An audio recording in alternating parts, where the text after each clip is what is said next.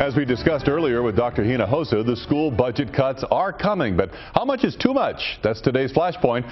From the right, Mark Davis of WBAP Radio 820 AM and 96.7 FM. And on the left, Rich Hancock of 1190 AM, KFXR and RationalBroadcasting.com.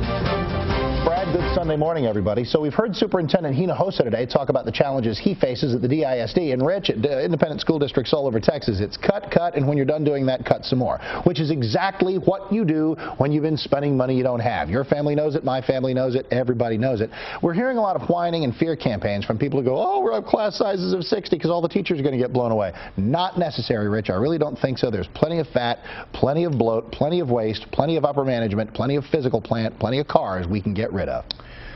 Plenty of stuff we'd all like to see go, but frankly never goes when it's time to cut in the schools. What goes is teachers, because teachers can be cut. Teachers are expedient. Teachers are the linchpin here. If we were talking about administration, if we were talking about physical plant, even certain activities, it would be different, but we're not. We're talking about teachers, and teachers and class sizes is the fundamental linchpin of the education system. The smaller the class, the better the education, period, and you know as well, my friend. I absolutely do, which is why I'm in Arlington, for example, this past week, they had some hard meetings where they said, look, what can we get rid of? And the superintendent there said there's stuff we got to get rid of. We got upper management we got to lose. We got things we got to do. We got programs we got to do. Down in Burleson, there, a friend of mine, my producer, works there, and there are things they're cutting there. People are trying so hard to prevent cutting teachers, and I want teachers to be the very last thing, and I think they can be if these boards prioritize, right?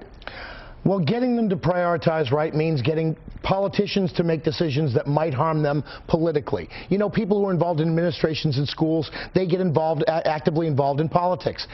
Superintendents like Superintendent Hinojosa have decisions to make that are not always going to be just the right thing to do, but the political thing to do. Like it or not, public schools are political. They are indeed, I know. So you've got a very good point that nobody wants to come out and say, I'm going to cut this, because whatever you cut, whatever program, the people who love that program are going to go crazy. Cut teachers, you're going to be the enemy no matter what.